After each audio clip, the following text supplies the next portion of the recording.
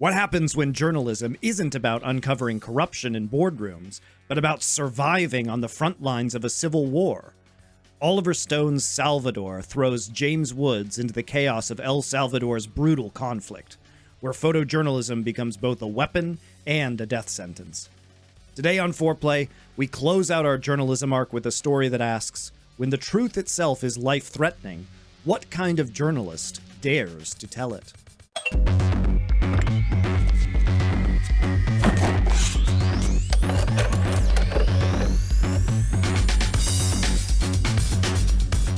Welcome back to Foreplay. We're finishing our journalism arc here with the movie Salvador.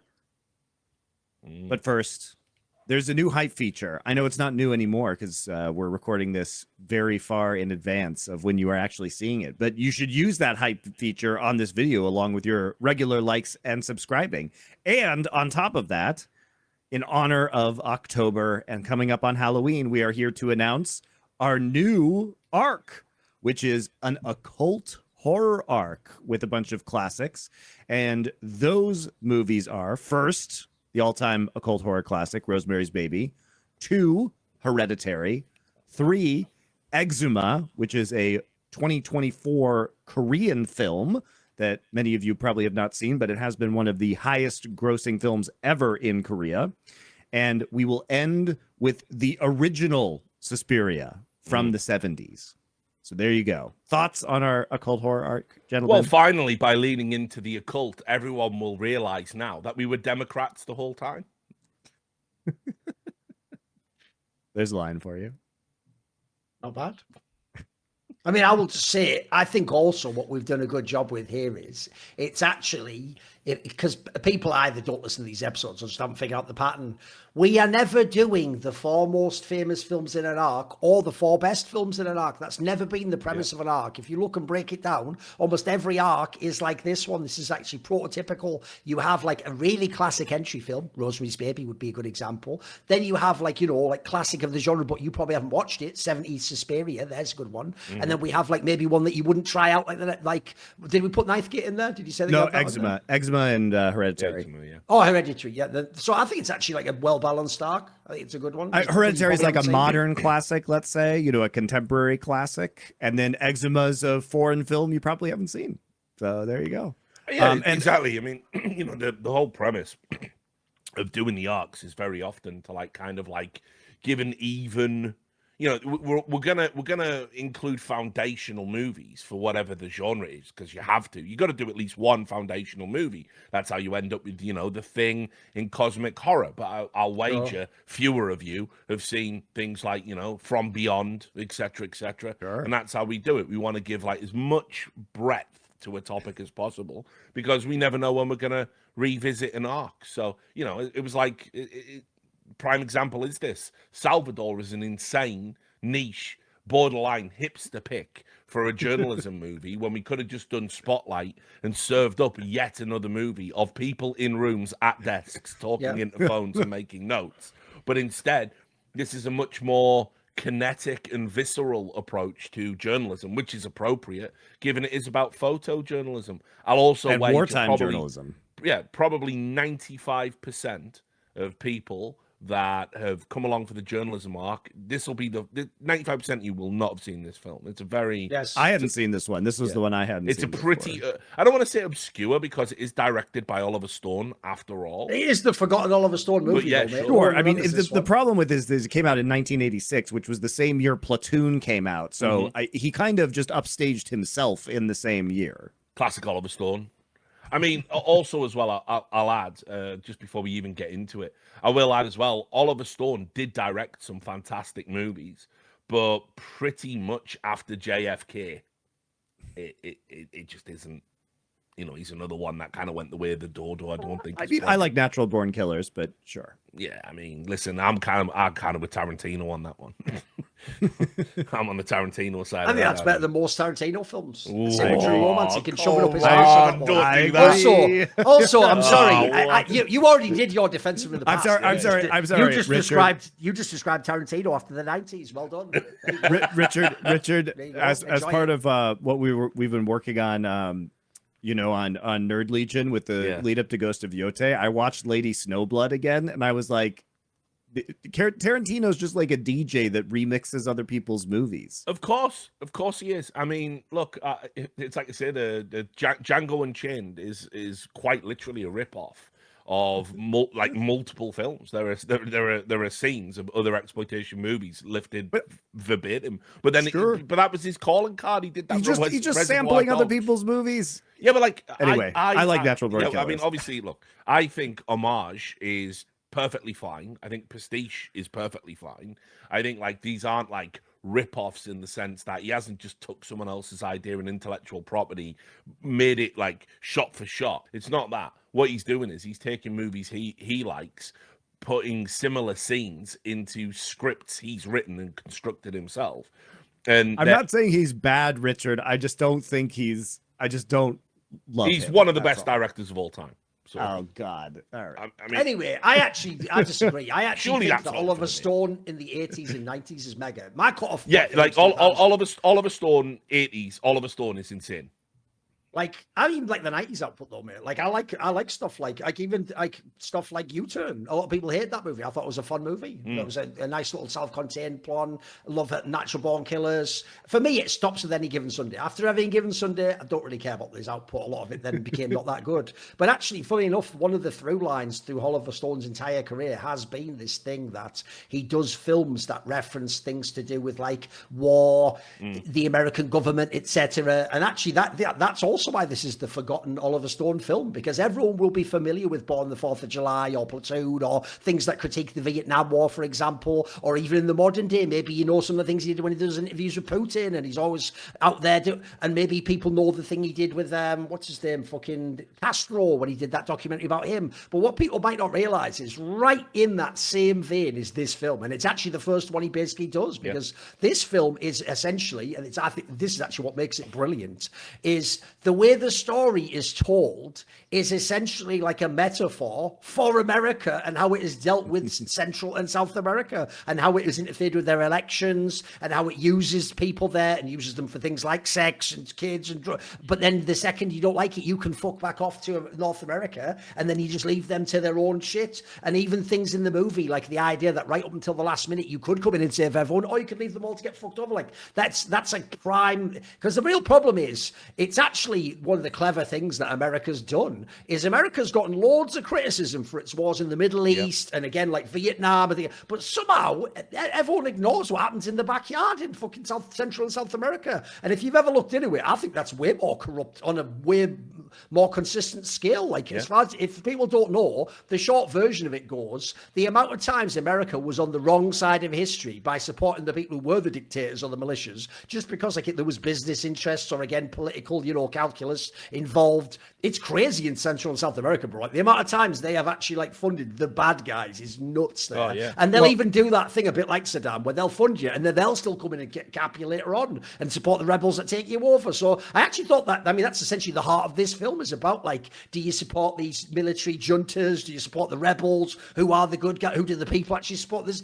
Even though the film seems like it's a weird body cop type, strange aspect, it's got all this political theater behind it. It's massively and I think you have to remember that a lot of these conflicts were just proxy wars during the Cold War, and the American take was, we are going to support these military juntas against the communists, even if the military juntas are worse than the communists, because they tried to show in this film that the actual real people support the communists in this film, basically, right? Yeah.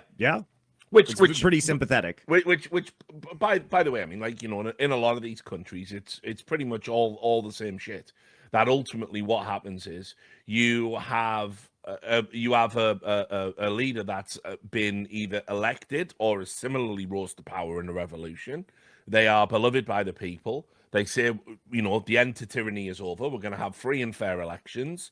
And then they realize they don't want to relinquish power. And so those free and fair elections get delayed, get deferred, or you get brutalized if you vote a different way, or anyone that runs against them mysteriously disappear, or they're in prison for foreign charges. Even though, like in this movie, you do that classic line, Richard, there are no death squads operating in this country. There are That's no exactly what they death say in the squads in film. Salvador. Yeah, exactly. It is widely rumored, sir, that you are the head of the death squads terrorizing the countryside and the city. Would you care to comment?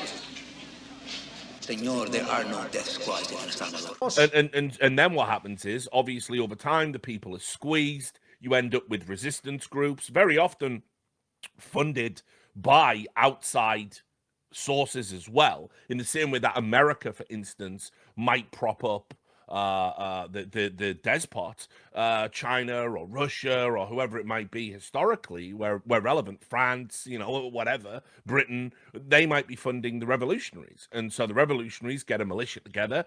The country is plunged into civil war that absolutely degrades and horrifies the people. The communist revolution goes through. They install their leader, glorious leader, who promises now that the people will rule, and rinse and repeat, and rinse and repeat, and rinse and repeat. And these, unfortunately, a lot of these countries are in a permanent state of essentially civil war or post-civil war brutalization, and they never get to advance beyond that because of foreign interests constantly interfering with them. And America, obviously, are one of the worst offenders historically for funding either civil uprisings that benefit them, because they want to get rid of a leader that's no longer cooperative with their interests, or propping up dictators that are in line with their interests. See Saddam Hussein in Iraq, like the prime example. Friend to America, friend to America, friend to America, total patsy. We've got to overthrow him. He's a bad guy. Did you know he brutalized his people? Did you know he gassed the Kurds?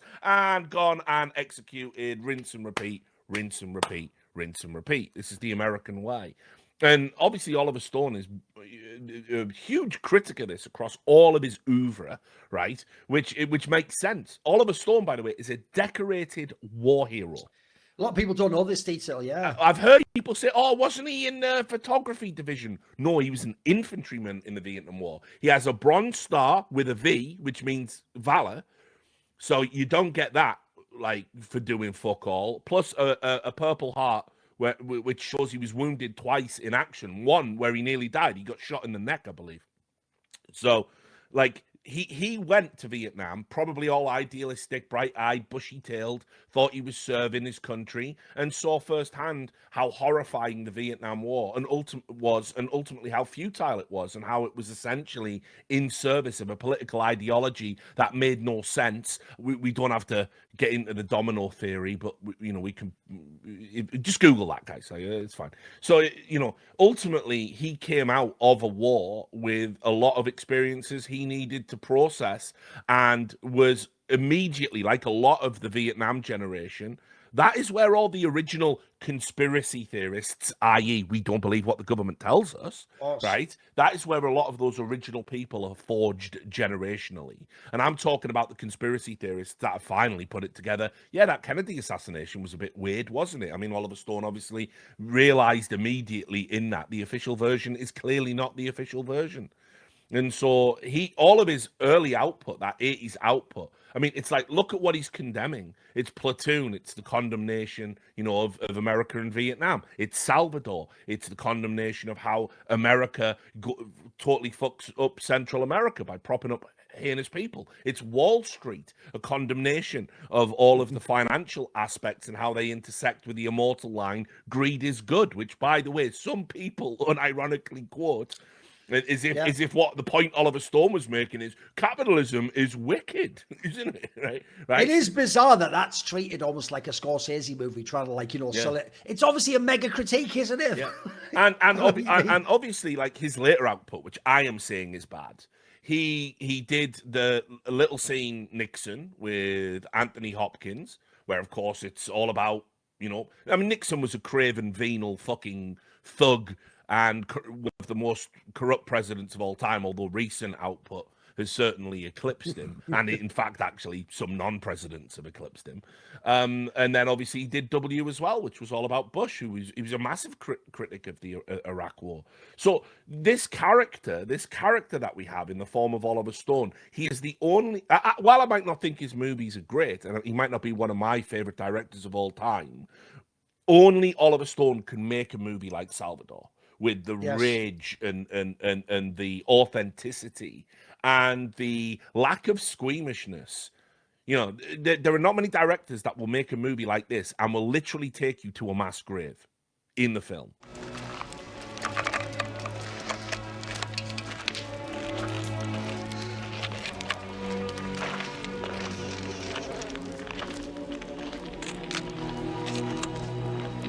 Oh, it's a brutal film, even though they don't put as much of it on the camera necessarily. Like they have blood and stuff, but it's not like a gore film or anything. I'll tell you what though, it's a very dark film with where it goes from even like a third of the way in. By the way, I think a third of the way in is when like that woman that he's with's like brother's already in like that jail cell. And he has to just leave him behind and take the American guy with him. By the way, it's self a metaphor. By the way, I thought the obvious thing we could tie this to is the companion piece we've already done in Foreplay would be Sicario. Like in the same way what Sicario did for how the US deals with the cartel, where essentially, if you haven't watched it, here's the spoiler, they show that at the end, America's not really trying to shut down the cartel. This is a game they're playing and they just want to win, that's all. In fact, they're even willing to work with the cartel if that means they get some level of control. That's exactly the same thing. This might be presented as an outsider, right? Which is it? Is America picking... No, America's just playing the game. It's taking whatever is politically expedient in that moment. And I think that's what this film tries to expose. Because like I say, I actually think the central character played by James Woods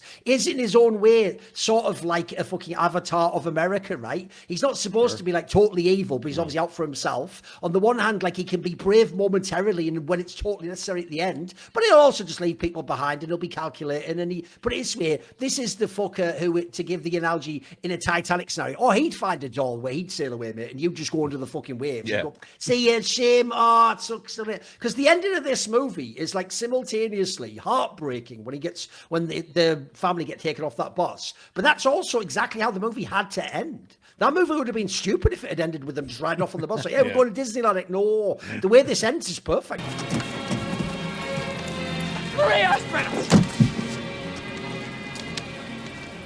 Checkpoint. 3 illegals. 1 female Latino and 2 children. Bringing them in. I mean, I will add, I hate hate the ending because it presupposes America has a functional border, right? Which, well, the joke is that would never happen. Yeah. Like, by the way, the second he gets in and they go, you're going to Disney, you would be free at that point. You never get. They never come in and stop in the bus and put. I know that is how a lot of American liberals conceive of how things happen, and I'm not saying people haven't been like unfairly deported. And by the way, just because people are going to go, oh, Richard, you Republican is showing or whatever.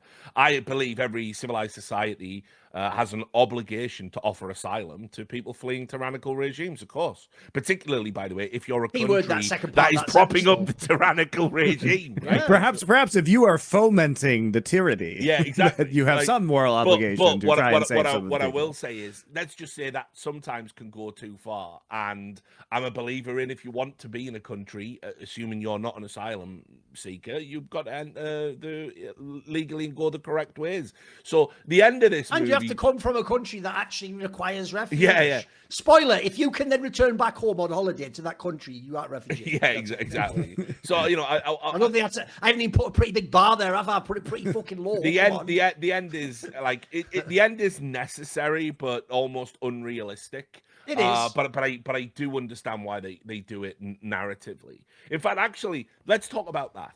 This is a film that doesn't actually have a narrative in a lot of ways. I see this when I watch this movie back, it's essentially a series of vignettes.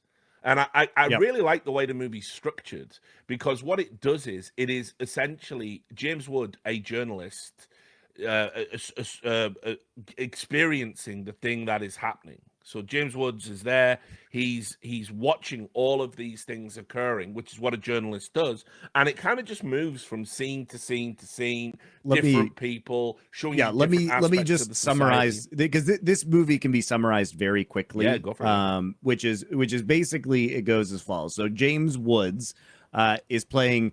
Now this is like adaptation, guys, from the Nicolas Cage arc, which is that one of the writers, alongside Oliver Stone, is a guy named Richard Boyle. Richard Boyle is a journalist who had written a book about Vietnam and had been doing journalism in various conflicts around the globe, I believe in like Lebanon and Cambodia. So he had, to be clear, he, as far as I can tell, was not doing journalism in Salvador in the Salvadoran Civil War, which is the historical event in which this takes place. But he had very many kind of dangerous journalism experiences. But he writes himself a character named Richard Boyle into the movie, which is where it's like adaptation and Charlie Kaufman. But this is not his firsthand experience, just like it was not, in fact, Charlie Kaufman's first-person experience, right? So he fabricates his own character. So James Woods plays Richard Boyle, and he is in San Francisco, and he is a hard on his luck journalist who needs some money. He has a foreign wife who ends up leaving him because he is a piece of shit. So he basically is calling around trying to scrounge up some money so that he and his wife and his infant child can live. He doesn't succeed in doing that, except he calls his friend, a hard on his luck DJ, who is played by Jim Belushi, which is, I will admit, guys, we'll talk about this. You know, it's to give it a bit of lightness. I was kind of out on the beginning of this movie, but we'll talk about that. It gets redeemed later, and I understood what it was trying to do, but it's a little weird at the start. So he's a down on his luck DJ named Dr. Rock, and he gets him to basically pay his bail and spring him out from jail. And then they end up driving down to El Salvador from San Francisco in Boyle's incredibly beat up car. And he basically tricks his friend into going down there with him, saying, oh, we're going to have such a great time. But he's really going down there because he knows there's a civil war going on, and he wants to make some money by photographing it. They arrive there. It turns out that, Boyle has a mistress down in El Salvador that he is sweet on and still trying to romance, but basically Richard Boyle, they make it feel film, like one of those, he left for cigarettes one night and then now he's just coming back years later. But they perfectly create that without even needing it to be said. Well, she literally says, I thought you were dead. Yeah. Yes. So he basically just ditched her, even though she cares about him, and he is somewhat of a father figure to her kids. And so he gets involved in this romantic relationship, and they are seeing all of the kind of craziness around them. He has some ties to the military leadership that is currently in charge of this country, but there is a communist rebellion that is happening. And so everybody gets embroiled in this conflict. They end up seeing the death squad. You see a bunch of really horrific stuff that happens to people, including, people, the non-natives, like Catholic nuns, get raped and killed. Classic in this communist thing that they do because they obviously hate the church, etc. So in the end, what ends up happening is that Richard Boyle tries to get his sweetheart and her kids out of El Salvador. And what they were referencing earlier is that they are on a bus back to America, and the bus is stopped by immigration. They are removed and sent back to El Salvador, where she is presumably going to be killed, or at least is going to have a very bad time. So that's where the movie ends. I miss anything important, but like you say, it's a series of vignettes, so it's mostly like, here's how they're taking photographs. Oh, I forgot he ran into his photographer friend down there, who's another journalist who's taking photographs, who ends up getting killed by being an unbelievable dumbass, by the way, in a way that I don't believe a real but the thing is, journalist would Monty, be. there is a type of journalist like that, though, where, as they say, they're all vote with it in the movie. They're going about the Robert Capa guy. In the modern day, you could think of that Kevin Carter guy. There is a type of journalist, Monty, that in a weird way almost has like a martyr syndrome, where it's so important they expose what happened. Like in that movie, essentially, this guy dies to get a shot that he thinks is going to be, the shot heard seen around the world that'll expose what's happening there and how corrupt it all is. And so that's a type of naive, idealistic journalism. To be clear as well, Monty, as we'll get to, the way this parallels reality, that character is based on a real photojournalist who was really killed covering the Civil War in El Salvador. Okay, so I want to start with the beginning of this movie, though, because if you are watching this for the first time, like this was my first time watching it. That title sequence punches you in the face, doesn't it? Sure.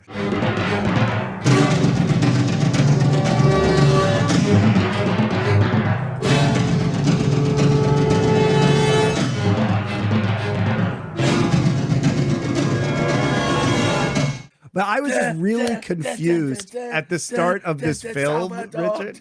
It's like Enter the Void or something, isn't it? Yeah, exactly. Yeah, you get that title sequence, and then what you get is like James Woods just being an asshole, a weaselly, slimy little Which he asshole. is perfectly cast for, by With the his, way. of course, Perfectly he's cast. great. It's essentially people don't know. It's essentially actually his first great role. If people don't know, this is the first role he really gets to like have some meat to work with. You know. Apart from that,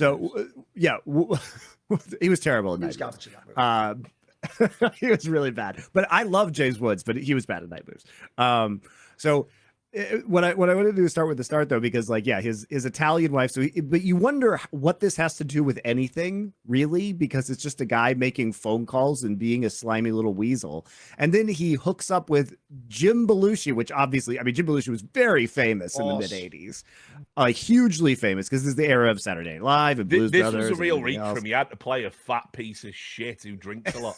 It was a real No, stretch. but you know what I mean. What's so funny about this is like, so you're watching this and you're like, wait, this is some sort of war movie, and it's just James Woods being slimy and Jim Belushi being a drunk Thing is, fat there piece would of be shit in no the car laughs. on like a buddy road trip. If And then they Jim get Belushi that- wasn't there, Monty, there's no laughs in the movie. Like even some of the ones that Sure. aren't overt laughs, No, like look. when they introduce to him that like alcohol that you shouldn't drink, like you know he's going to be addicted to that by the end of the movie. That just goes on saying, mate. But like, You know, look, Tic Tac or I whatever it's understand now. Tic Tac, What I'm saying is, if you're just watching this and you're like, what the hell is going on? This is tonally so weird, because it gets really weird when they get to El Salvador and their lives are in danger. And then what the movie does is it's like, this was goofy like 5 minutes ago, and now it's like very serious, and now it's a hardcore war, carnage, feel bad, depressing movie. And so I was very conflicted about this, but as we had discussed earlier, it does resolve itself. That tension is deliberate so that you understand the kind of blasé American mentality, you know, in the face of these very real it's to dangers show that you other that we people ain't are in facing. Kansas anymore. Like Yeah. you can Yeah. be like that in America. You can be irreverent. What's going on? Hey, what the hell's this? By the way, Monty, Well, before they it's even also get the- to El Salvador, they're almost immediately shot in the head by like rebels, essentially. Like Yes. that almost happens at the outset of the movie. Like this movie like goes. And by the way, this movie again doesn't shy away from death squads, all sorts of crazy shit in this one. Yeah. So I'm just saying, be prepared for some tonal whiplash, but also it does resolve itself in a satisfying way, I would say. And it is very intentional to create the effect on the viewer that this is the Americans on a holiday almost, but their destination of holiday. And are they really in danger, in a dangerous situation, because they're Americans? And if they're killed, then of course the American government gets involved. And, you know, that could be even worse for whichever side kills them. And so they are just weird tourists in the middle of this war taking pictures. Think about this, in Monty. There is a scene in this film, quite far into the film, when you've already seen lots of extreme things, people, like the fact that constantly everything could change on a dime and the bad guys are in control. There are no good guys, but there was the ultimate lesser of two evils movie. There's a scene quite far through the movie where the James Woods character says, and that woman who ends up being raped and killed, say, "I love it here." I love it here. Just can't go back. I know. I love it here too. That's the other thing that's fucking insane, is it's the sort of thing where if you are some sort of weird grifter type guy like that, but who has maybe aspersions to be great in some way, they love being in this maelstrom, mate. They choose to put themselves into it. Both these people, like, they choose to put themselves in harm's way for whatever, for the thrill, to be significant, to be part of history, whatever it might be. And by the way, I think a really underrated part of this film is that because you're on the ground with James Woods seeing all this, like he meets the Max general guy, then he meets the rebels, then he meets the fucking death squads, and he meets the nuns, because he sees it all from his, like, you know, a person's point of view, then how much more jarring is the overlaid aspect of how the American media is translating this back home. Bro, there's that scene late in the movie where you've seen a literal bunch of nuns just get raped and killed just because, like, you know, like communist spite, basically. And that is then portrayed, Monty, in the media as, like, maybe they had guns, maybe it was some sort of a conflict on the road. Like, they completely fake news the shit out of it right in front of your eyes. And think about that character who's the correspondent on the ground, that woman who's like from LA or whatever the fuck, who's there to do the story. And then her whole shit again is just to whitewash the whole story and send it back home as like, local tensions here is going on in the election. Like, again, just to not give you the story of what's going on, to give you this fake version. I thought that was actually quite brilliant too, because it's telling people back home, like, you are not through the media getting like a real perspective on what's happening there. You're just getting whatever suits America at the moment, basically. That's really underscored by, like, what you quickly realize is, like, yeah, James Woods might be a self-interested piece of shit who is morally flexible, but when you contrast him to the network news anchor, it seems heroic compared to them, doesn't it? Yeah, where she is literally repating state talking points. Absolutely. And he's saying, like, you come to Salvador for 2 weeks, you stay in an all expenses fucking paid hotel, paid for by the government, you interact with the government officials and you parrot their fucking talking points. And she's going, yeah, and you go around the slums drinking and whoring.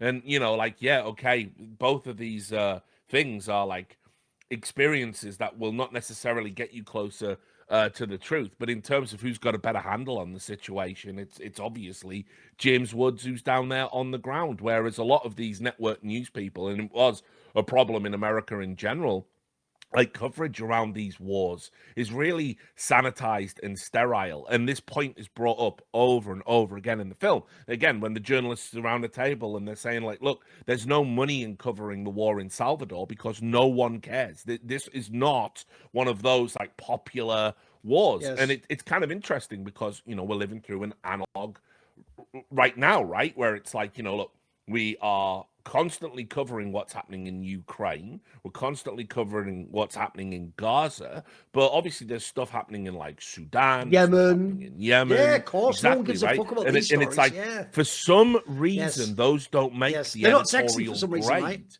Yeah, right, exactly. And so the way the American media kind of picks and chooses which wars it wants to cover, that honestly does inform a lot of the journalism. It's like this like cyclical thing, and for example, there's only so much attention, and during this period, this was the period of the Iran-Contra scandal. So if you were focused on, Central South American scandals, like, that was bigger in Nicaragua than this conflict was in El Salvador for the American populace, at least. What a lot of people might not know is if you're a journalist and you want to go and get a boots on the ground expose of something that's happening somewhere in the world, if you can't get a publication to send you there, let's say you're freelance, right? What you do is you would pitch, and they would be like, look, we're hearing all these terrible things coming out of Cambodia. We want to send a man to Cambodia. You're a war correspondent. We'll go. Which, by the way, I think is what the Robert Capa did. Wasn't he the one who did the Killing Field stuff? I think they're referring to in the film, right?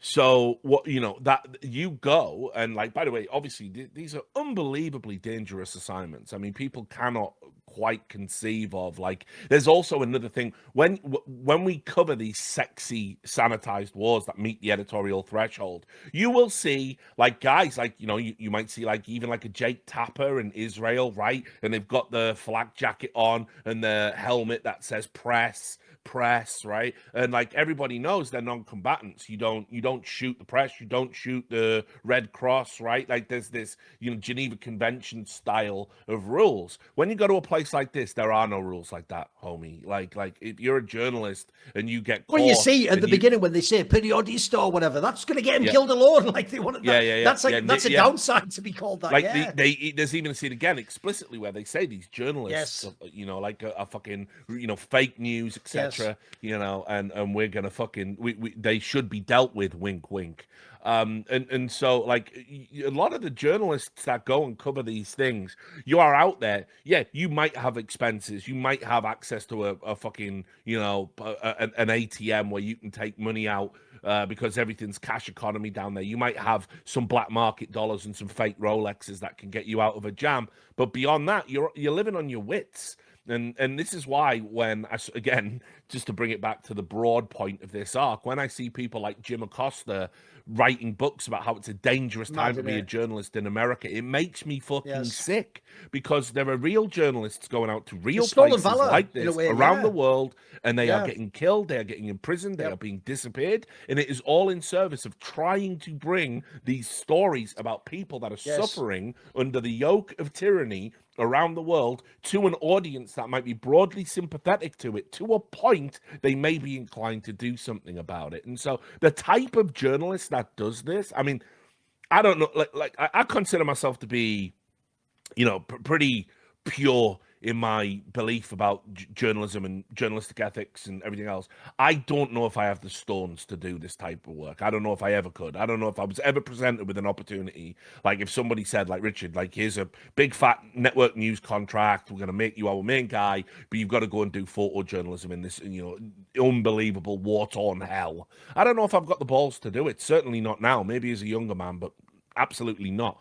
And so the type of journalist that does this, that's the wonderful part that is folded into the character. That's almost redeeming to his character in the movie, Yes, exactly. By the way, I know what you mean as well, Rich, because I've also heard that it's classic that a lot of even war correspondent people intentionally don't ever get near the war, Richard. I've heard what happens is whenever you have a war take place, there's a hotel that's usually in a safer area where all the journalists are, and they spend 99% of the time at the bar at that hotel, and then they occasionally venture out. But in this case, this guy isn't even staying wet safe at all. He's just right in the thick of it the whole time, mate.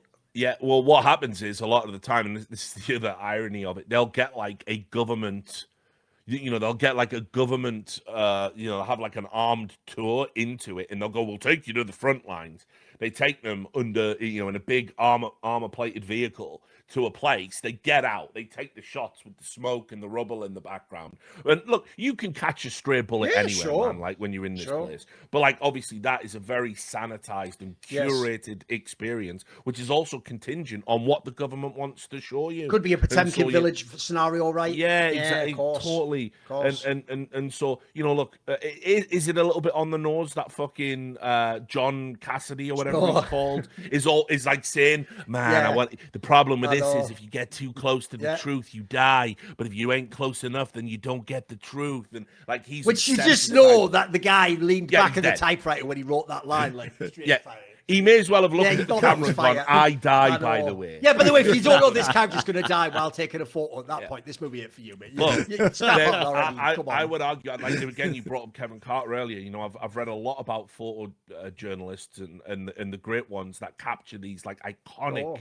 and horrifying images that are seared into the brain of everyone who see them. And you probably have to be a little bit fatalistic. You probably do. I mean, you just probably like, and that's what I love about the James But here's Woods the thing, character Richard. The is question I would ask lost you, everything at the start. I would ask you a question along those lines, though, which is, again, it's very easy for us to sit here and go, why die for someone like that? Yeah, but here's the thing, Richard. If you really believe in the notion that, like, speaking truth to power and getting things out there is important, because then when everyone's informed, it can change the world. If people don't know some of the most iconic photos ever, if you don't know, the Kevin Carter guy is the one who took the photo you have all seen of the little African kid kneeled down with a vulture behind him. Most famous fucking shot of, like, poverty probably ever. Think about the other one, that classic one from, like, is it Vietnam? The one where the guy is doing the fucking what's the one? It's where the guy's about to be shot in the head by the fucking person. Like everyone see it. Even people who don't care about. You might not care about journalism. You've all seen these photos. So on some level, they did succeed in what they were doing. The question just becomes: is that worth your life? But that's kind of the battle. This is why this is essentially, Richard. This is journalism on fucking hard mode, mate. This isn't any of the accoutrements and the fun. Like this. At best, you get some sleaze, like he says. What's the upside? You get some cheap pussy. I mean, I went through a phase when I first started journalism. I believed you had to be like all of it. And so I did study like photography, and I used to have cameras, and I used to do this thing where, again, it was all like very performative and pathetic, probably because I was a young guy trying to find my, you know, voice and what I wanted to write about. But whenever I embedded myself with, like, because again, I wanted to be a culture writer, you know, so whenever I embedded myself with whatever it was I was writing about, I would take the pictures as well. I'm not a very good photographer, by the way, spoiler. But there's something about photojournalism that is so more complex than even written journalism. Written journalism, you think about it this way.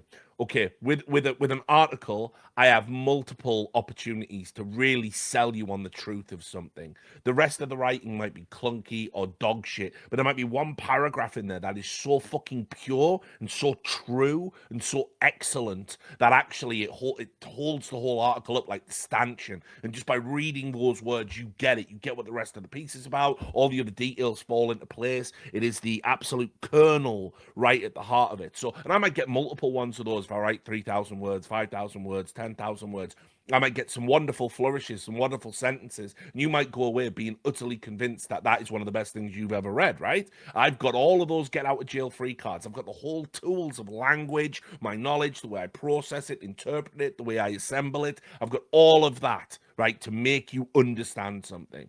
With a photo, I have exactly one opportunity. I have exactly one thing. It is everything that is in the frame. I have to capture the moment, but extraneous to that, it's not just capturing a moment. If it was just capturing what's there, any dickhead could do it. No, it is about timing and framing and having things peripheral to the shot and context and sometimes and preparation, being in the right place. Exactly. There is so much that goes into it and obviously as well as an aspect of it that is borderline theatrical and contrived and fake, because to get the ultimate shot that tells you something that is true, it might have to be a contrivance. These things aren't antithetical. I can't tell you about all of my experiences that I have seen outside of the frame of the photograph. So how do I put it in? Maybe I do need to wait for the vulture to land to make you understand that this is a horrendous famine and there's carrion everywhere because of all of the dead bodies and the vultures are circling because they know all these kids are going to die very soon.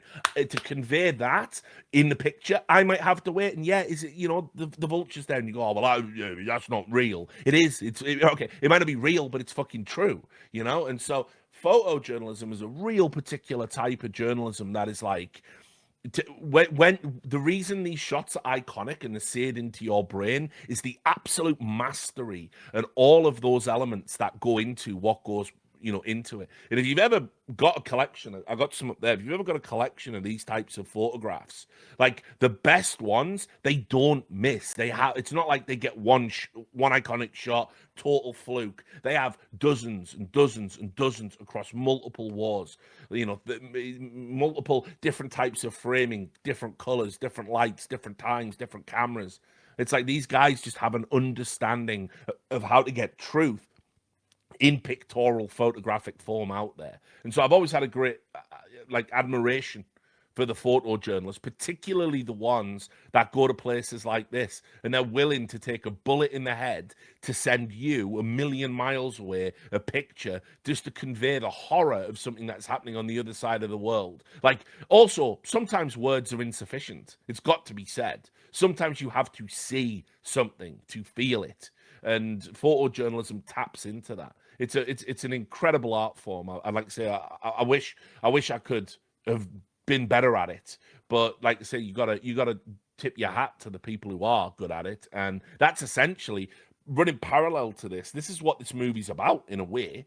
It's also about America and all the shit stuff America does in Salvador and around the world, but it's also about like the lengths a photojournalist will go to just to bring the truth back home, essentially. And James Woods, while he starts out really cynical and it's just a desperation gig, he still doesn't, and he's obviously dining out on past glory. He still doesn't have to go to these lengths. He still doesn't have to do this, which he does. I mean, he puts his life in danger repeatedly, multiple times. He puts his life in danger and his friend's life in danger, and everyone around him in danger. And he justifies it even. Like when that guy is dying, the photographer, he's like whispering in his ear, like, I've got the shot or whatever, I'll take it back. As all, like, you haven't even seen the shot yet, for all you know, so you're not going to shot me. But you can't really tell the guy that when he's dying, can you? You have to just fucking tell him that you did it, mate, You got the shot.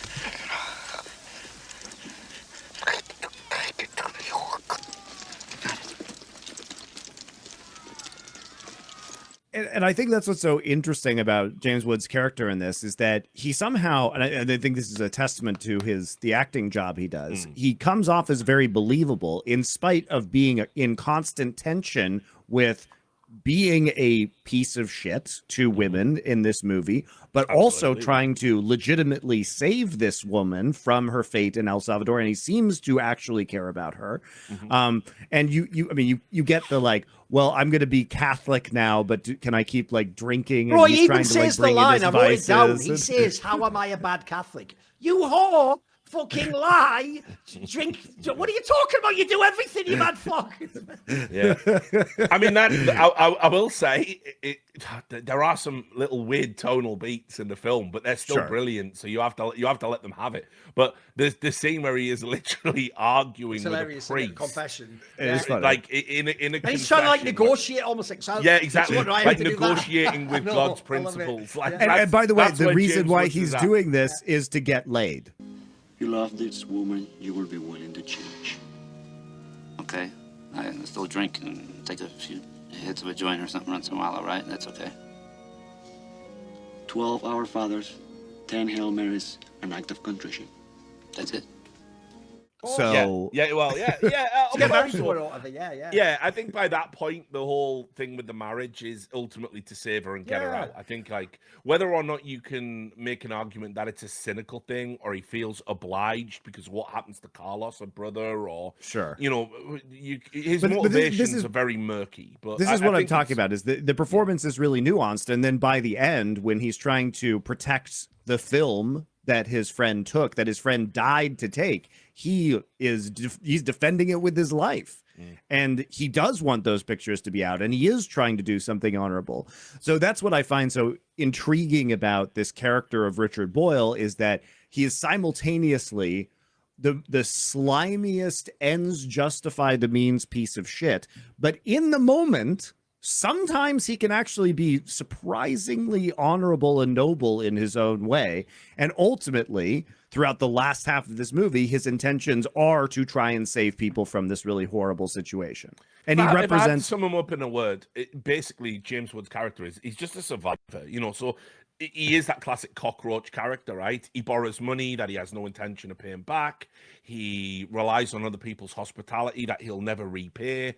My favorite one is when he owes the person money, but he's like, I can't pay you yet, but also, can I get some spending money? It would look bad if I didn't have any sort of walking around, but like, Yeah. you're in money now. Like, but that's Yeah. just who this guy Runs is. up- runs He's just up a bar user. He's tab. a serial user. Runs up a bar tab and then asks the guy, I know. not only can I not pay the tab, can you give me some walking around money because I don't want to look I stupid. love it. It's so mad, isn't it? You know, This is so key to this character. everyone acquiesces. There is this kind of like greasy charisma to He is. James Wood's Here's what's character. weird, Richard. When I first saw this movie, I think I watched it maybe in the late 90s or early 2000s. I actually remember really liking his character. When I rewatched it, I was like, oh no, he has like a very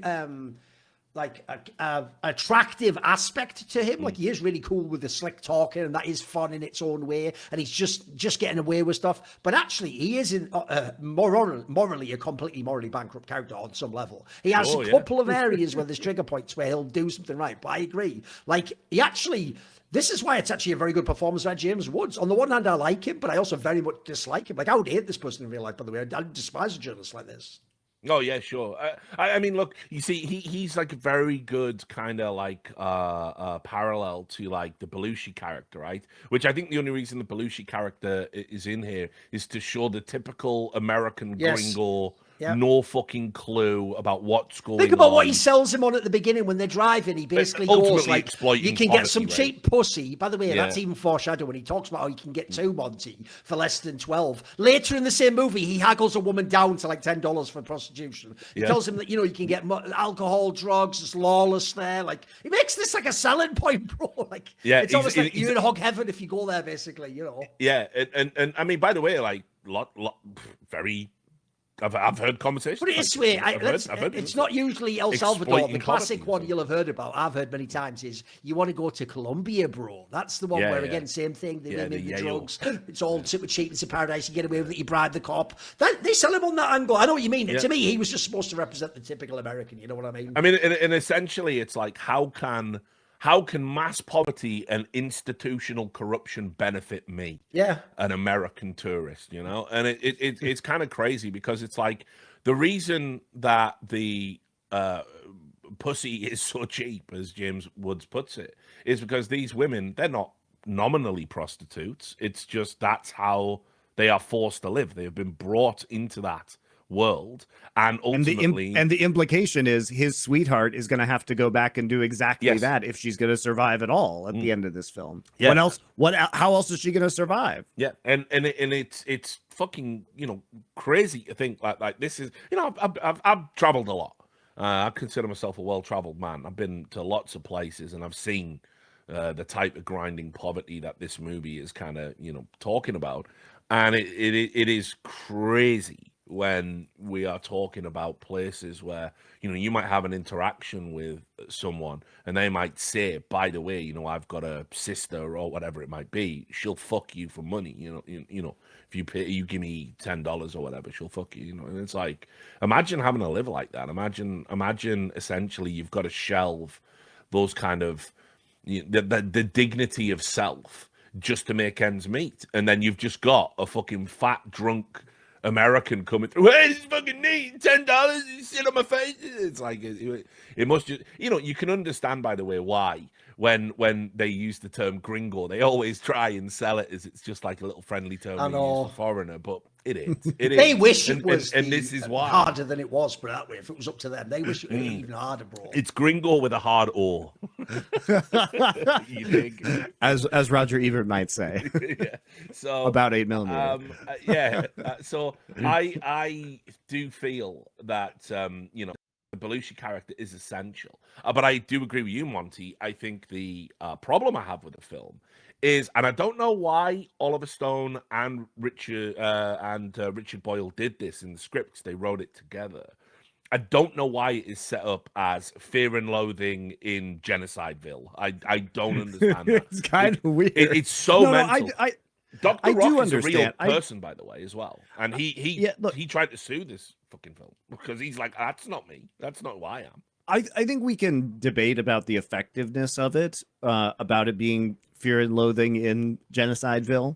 But I think it's very deliberately that way because it is trying to show the American ignorance, the American apathy, how everything is just fine and dandy in America. And it does a really good job of contrasting these people's problems in America, where James Woods's character's problem is that he's such an asshole and he's so useless that he can't keep his wife and kid in a terrible apartment in San Francisco. Yeah. And Dr. Rock is a washed DJ whose biggest problem is that his dog is being put down because he's too much of a piece of shit to go collect his dog from the pound before they put it to sleep. And it's like, we know these are irresponsible people, but the price for being irresponsible in America is comparatively very low, right? I honestly thought as well, like, because I'd forgotten that aspect of the movie.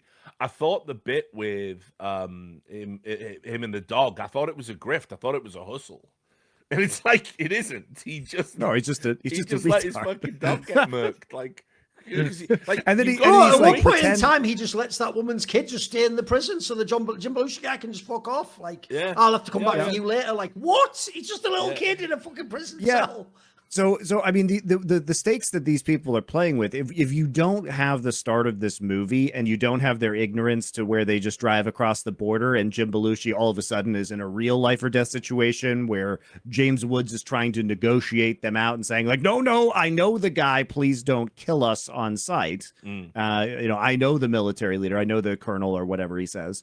I think that this contrast is really good because it shows us the difference between the safe, low stakes American life, especially in the 1980s, by the way, where everything was just like meaningless drugs and sex for the most part, right? This was a very, I would say, kind of carefree pop culture era in American history. And there was all this real stuff that America was inflicting on other people in parts of the world. And you could go there potentially and be a tourist and see none of it, or at least the consequences weren't really targeted at you, because in the end, James Woods is allowed to go back to America. Mm-hmm. He doesn't die. And by the way, even when he is in the most likely places to die, he knows he's somewhat safe in the middle of these gun battles, right? He's like running around trying to get good shots behind sandbags because he doesn't look like somebody in that conflict. Yeah. So the bullets are whizzing, but they're not being aimed at him. Let's put it that way, right? Sure. I think, look, it's kind of interesting as well because, like, very much like James Woods is an American that's going to reap the benefits of being an American coming to a place like this and not being beholden to it. He is also he's also profiting off of the misery of this country. He's also double dipping politically because remember, he invokes his relationship with Colonel Figueroa at the start to get into the place, and they're like, "Hey, we control it now," like and he cites the takeover and how he covered it and stuff, and then it's like, "We're gonna give you fucking pussy, we're gonna give you food, we're gonna give you drugs, we're gonna give you all this stuff." He's like, "Yeah, this is great," but then while he's there, he's like chronicling what that party did, the atrocities. I mean, it's not like he invoked like, I'm friends with the rebels, let's go. He's like, no, I'm friends with the regime to get in. And then he starts chronicling all the bad things the regime is doing and then criticizes the regime publicly after invoking a relationship with the regime to not get killed, knowing that if he didn't invoke the regime... Oh, he's a very transactional character, isn't he? Yeah, absolutely. And it's kind of like, that again is that parallel to American foreign policy. Like, let's be clear as well. This is another detail in the film that I think is so on the nose. It's actually great. It is basically, right, these guys doing this terrible thing? Look, here's pictures of the mass grave. Here's a village dedicated to putting prosthetic limbs on kids. By the way, Oliver Stone used real fucking kids. That kid with the fucked up chest and the arm missing, that's not makeup. That's fucking horrifying. Right, so here's a village dedicated to finding all the people who've been disappeared by the regime, putting charity prosthetics on the kids. Right, that's not enough for the American ambassador to call up the American government and withdraw support. And he's got the general telling him, "Do you want to be the guy who loses El Salvador?" And so what it actually takes is, as things are becoming more and more frayed and the revolutionaries are rising up, it takes a drunk bunch of government officials raping and killing a bus full of nuns who were there in that charity village and then burying them in a mass grave and it being found. It takes that to get the ambassador. It takes American deaths to get the ambassador to say we should withdraw support for this regime. And I think that's just perfect because that is actually so not accurate. It's unbelievable. Maybe they got spooked at the roadblock. Maybe they were packing. I mean, it just got out of control. Pistol packing nuns, my ass. And think about how touch and go it is at the end of are the Americans even going to do anything? By the way, this is also another movie that benefits from having casts where the people later on do more films, but at the time they're nobody. Like the guy who plays the American ambassador, right on the fucking nose, nailed that fucking tone of like he's not totally a bad guy. It's just what information can he trust? By the way, how could you trust this journalist guy? He's clearly just a fucking selfish bastard himself. Like, what are you going to do? Or even the guy who played the General Max guy or whatever, a great casting as well. Like, there's some really like on the nose shit. That character actor who plays the ambassador is a guy called Michael Murphy. I've seen him in the background of so many films. You'll recognize his filmography is insane. It's nuts, isn't it? Yeah, he's just been in so many films, but always in that kind of role. He's very often an American normie bureaucrat. In fact, we've already covered him. Really? He's the mayor in Batman Returns. There you go. Everyone's favorite. The one giving that speech in the square on Christmas. There he is. So yeah, he's been all over the place. But yeah, I mean, like, it's a very well-rounded cast. I will say that, and it's got like some really. He was also in Magnolia, which we also covered. I mean, everyone's in Magnolia, so I'm surprised we don't have cameos in that movie. But I'll say this: like, it's a very well-rounded cast, but ultimately, like, it is just a character piece. It is just James Woods. Like, it just is. Love James Woods. You are going to love this film. I guarantee it. Yeah. Like, his performance in this is stellar. He got nominated for an Oscar, rightly so. It's like I know a lot of people think James Woods is a very like easy actor to sort of parody, because he's got that kind of like, it's always the greasy. He's very good at playing like sleazy, morally dubious characters. He definitely does that. But I don't forget that in the 80s, he had like, and going right the way through to the 90s, actually, like mid 90s, he had an insane output. Like he was in so many good films. And ultimately, I think like he shows incredible range in this. Like it is, you know, when he's morally indignant, it resonates. You believe it. When he's tender and caring, like there are little moments of affection throughout this film. By the way, when he's saying to Carlos, "Don't worry, I'm going to get you out," and then obviously later he sees the body of Carlos. Like I mean, the look on his face is like, you know, that resignation, but also a kind of understanding of culpability. It's like very fucking tough to just convey that in one facial expression, but he nails it.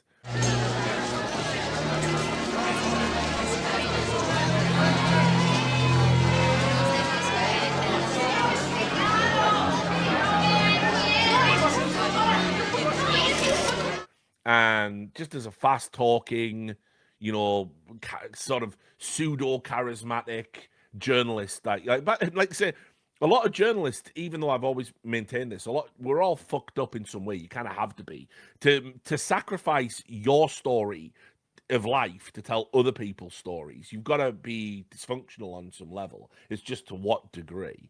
And you know, Jim, but very often bizarrely charismatic. You have to be. You've got to be able to talk your way out of it. You've got to get sources to open up. It's like being an antisocial kind of like homunculus. Really, you can't do it. You've got to be good interacting with people. And again, James Woods is very charming and like charismatic in a lot of this movie. Everyone seems to like him in the film, even though they know he's a piece of shit. Everyone's kissing him. Everyone's hugging him. You know, everyone's really warm to him. Everyone's generous. He goes down there with $4 and he's still there fucking months later, like just mooching off people. And everyone kind of lets it slide. And that you have to be a very specific type of person for that. And James Woods gets it and really brings it to life. Like I said, Jim Belushi is a piece of shit. Like, I just don't like him. I've never liked him. I don't think he has any talent. I think he's like essentially dined out on his brother's name. He's not even good in this movie. But he's perfect. He is absolutely perfect. He is perfect as the guy who goes there. That scene, by the way, where he's eating the fries and he just has a breakdown. Tell me what it has to do with me, boy. People yuppie bullshit. Just make this guy follow us. He'll go to Minnesota with us. Nothing to fucking do with me, man. I'm stuck in the middle of this fucking country. I can't speak the language. I got the shits, and I only got $3 man. I gotta get out of here, man. And it says like I've got to get out of here. I've got to get out of here. And like that's really good. That's well acted.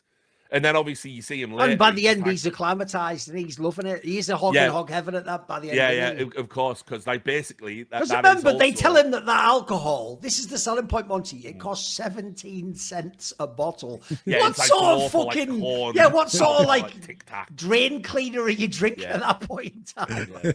Yeah, and obviously straight out of The Master. That's some Freddie Quell shit. Yeah, exactly. you see. You know, him, like Duncan says, it's the classic American. You go there, you don't speak the language, but you learn enough to just get what you need. And to get what he needs is to get a bottle of Tic Tac as often as possible and to get laid as often as possible. But then later on, after he's gone through his weird fucked up phase where he's just hanging around with children all the time for some reason, drinking Tic Tac with a bunch of 12-year-olds, right? You then see that he's married one of the hookers, or he's in a relationship with one of the hookers, but he's pimping her out to keep him in money.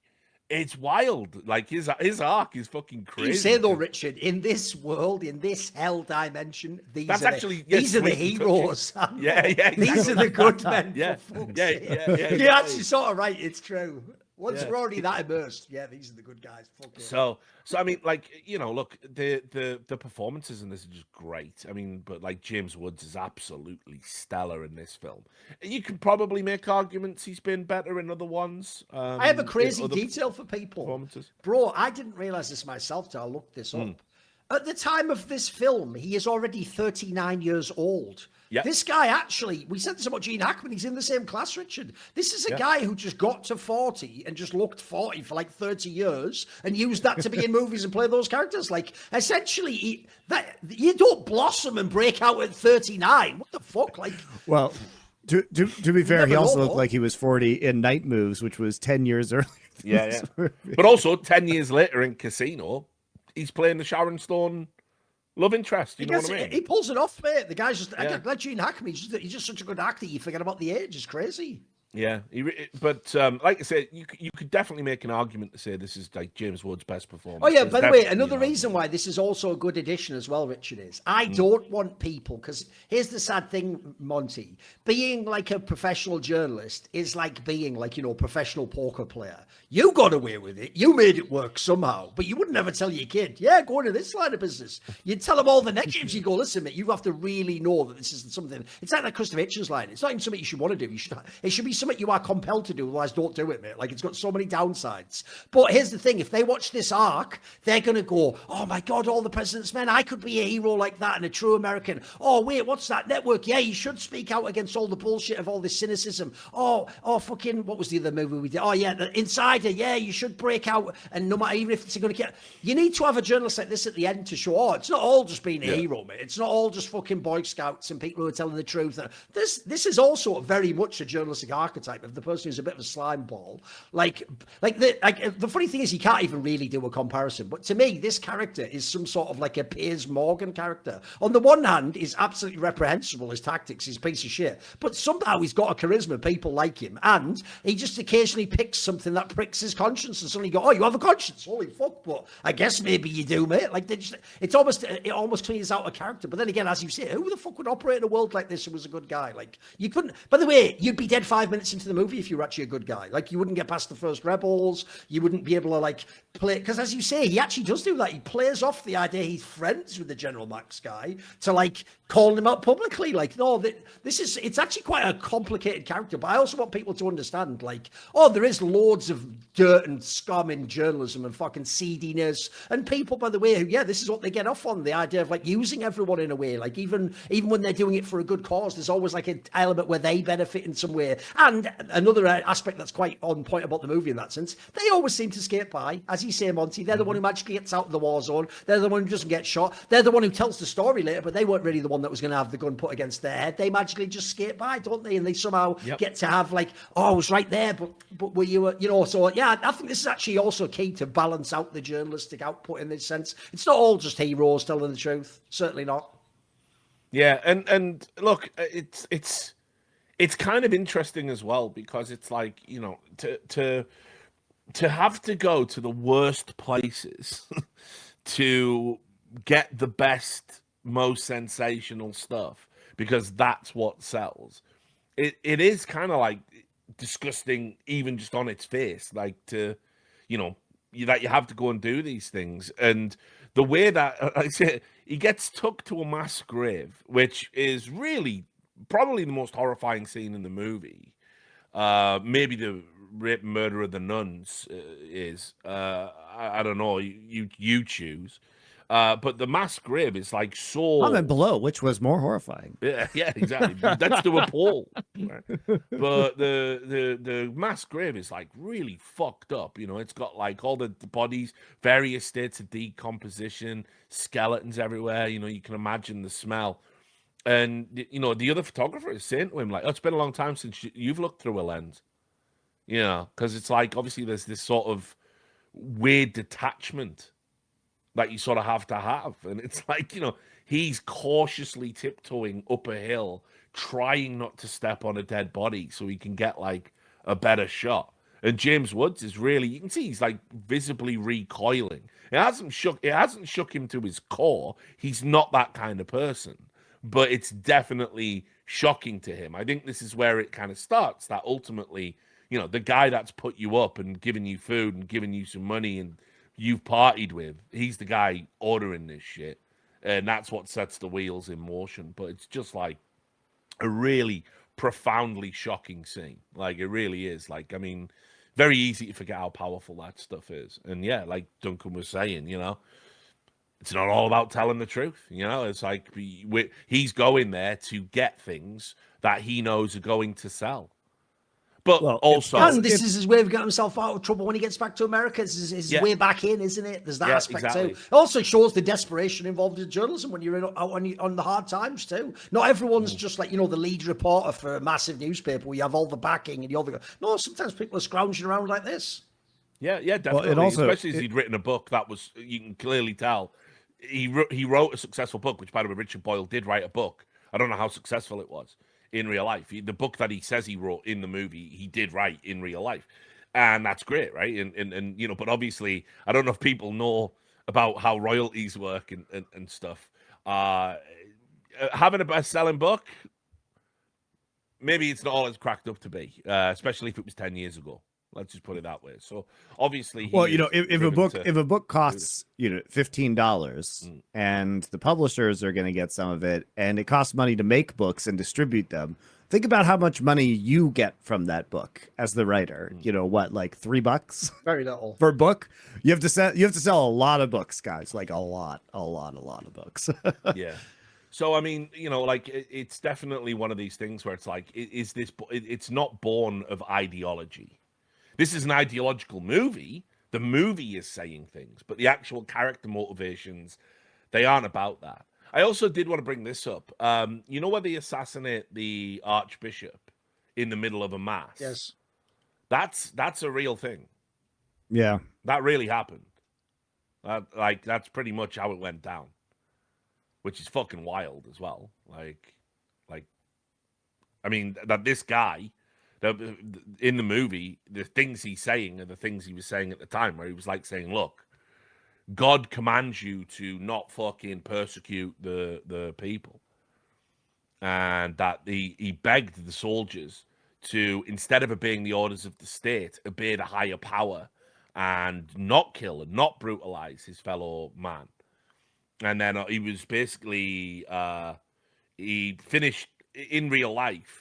He had basically just done the mass, stepped outside of the church, and he just got shot in the heart, which makes it sound like it was actually an assassin, essentially, a trained crack shot that wasn't going to miss. But in the movie, obviously a bit more viscerally, it is in the middle of the mass that he does it. But essentially, there's not really a lot of differences between what happened. And this was deeply shocking for the people. Well, it also just goes to show that nothing was out of bounds and everybody was in danger, because if you're willing to do that, somebody who is definitely not going to be a combatant and is an active symbol of peace, anybody could die. And by the way, they framed somebody for it, which again, that happens in the film. That somebody was set up and the killing was attributed to them. But later in 2010 or whatever it was, the state did say, "Oh yeah, we murked that guy. We did do it." Just want to make it clear in case there was any doubt. It was us. Our bad. Sorry about that. Sorry about the assassination of an archbishop during a religious ceremony. Our bad. So, I mean, I think that also really, because that kind of happens, it felt like the middle of the movie, because this is a 2-hour-long movie, which, by the way, again, as we always say, this does not feel like a 2-hour-long movie. Oh, it's fun, isn't it? Yeah, nice move, nice pace. Every scene, just keep going. But it feels like that's the middle of the movie. It feels like that's the tipping point where ultimately it's oh yeah, everyone's in danger here. Even James Woods, even Belushi probably. Everyone's in fucking big trouble.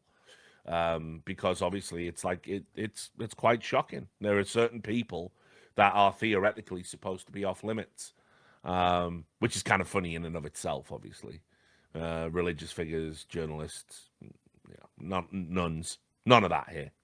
You are all fucking fair game for this regime. They do not give a shit. So yeah, I mean, as a movie, it does have some profoundly shocking scenes, and it's got some pretty shocking sentiment. I think it's a very it's a very vitriolic put down of America. I say ultimately it is condemning the people in El Salvador, but it's fucking it's condemning the American government more. I mean, it does condemn the American government. I do think it's sympathetic to the rebels, but there is the beat in this movie where the rebels start to do all of the same horrible stuff that the military junta does. So they are showing that it's cyclical and nobody is innocent here. It's not trying to portray them as the saviors or anything like that. It's just they're potentially the slightly less bad version. If you will allow me a sidebar, gentlemen, I don't know how familiar you are with spaghetti westerns, right?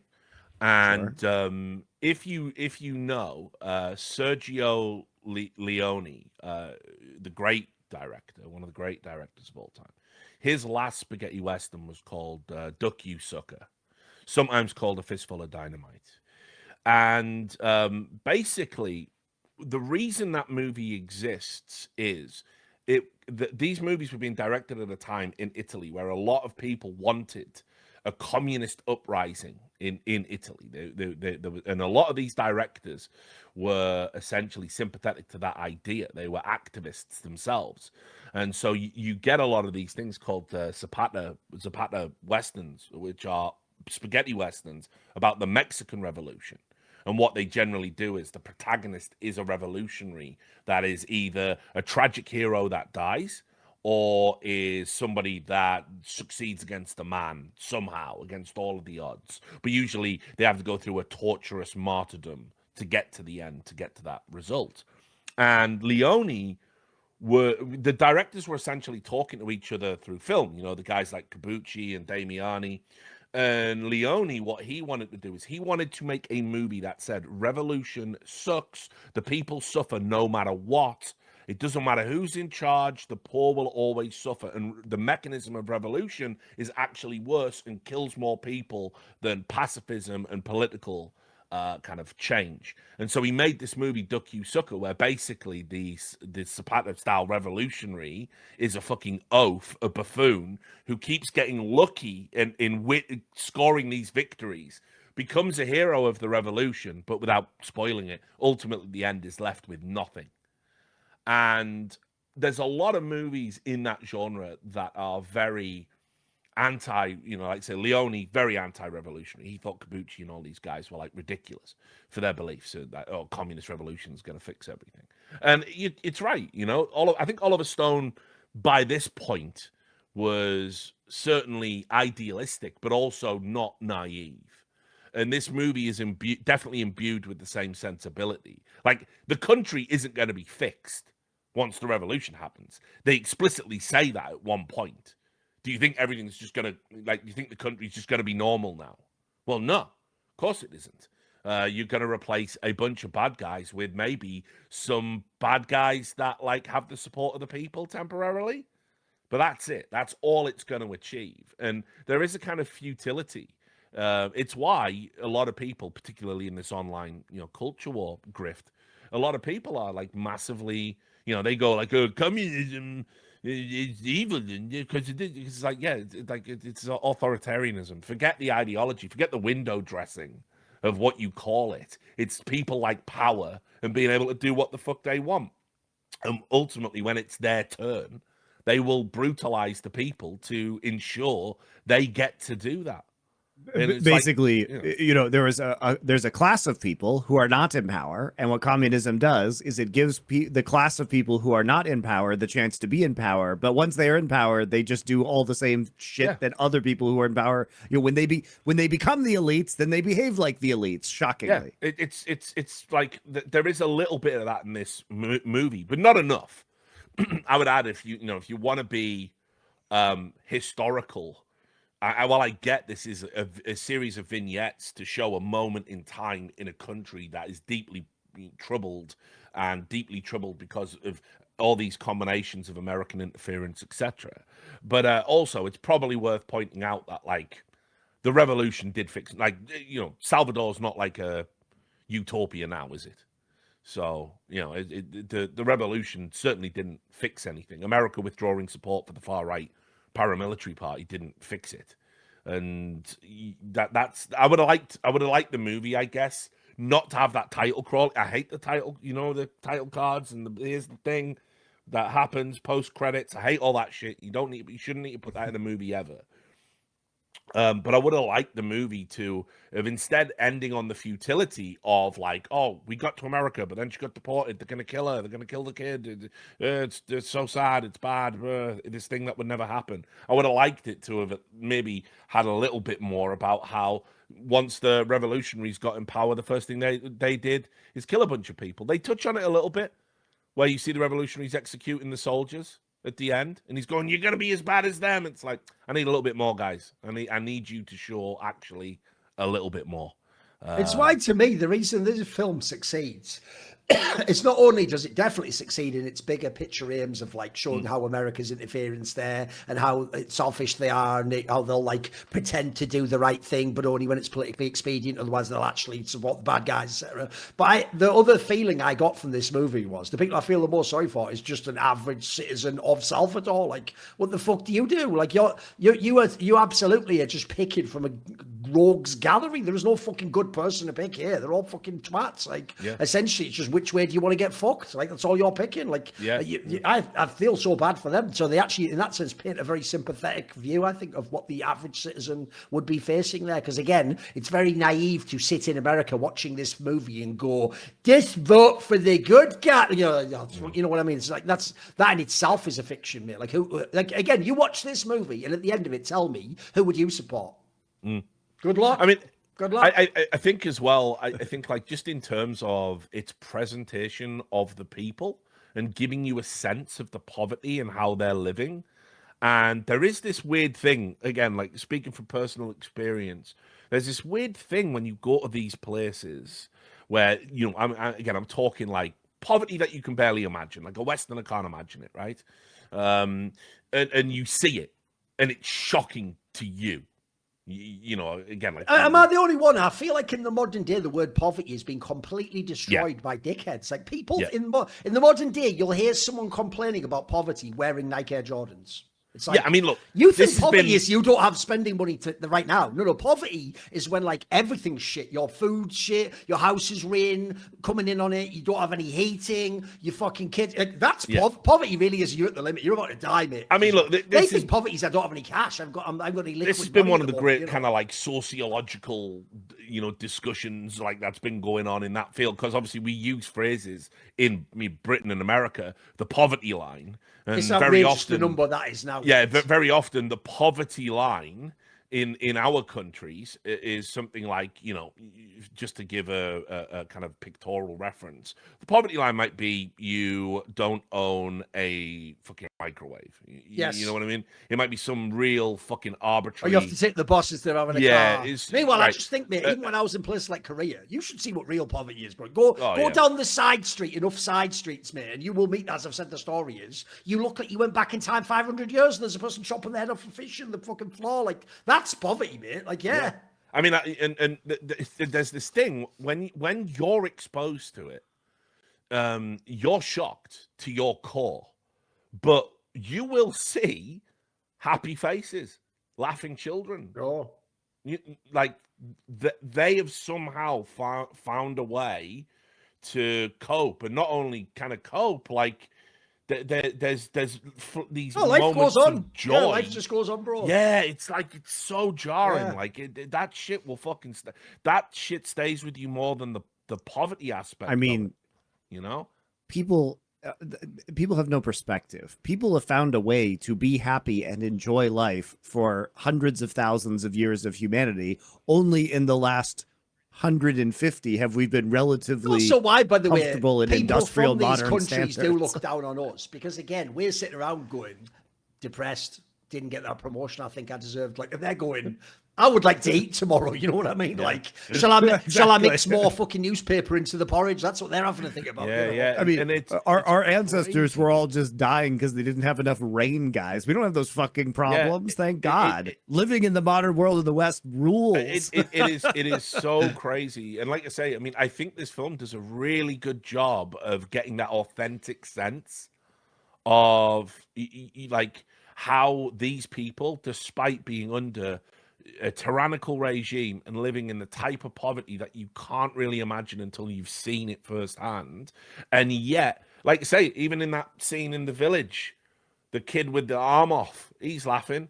He's doing like, you know, Jim Belushi's doing some stuff, teaching him how to do American gang handshakes, and saying when you come to America, you'll be down, you know.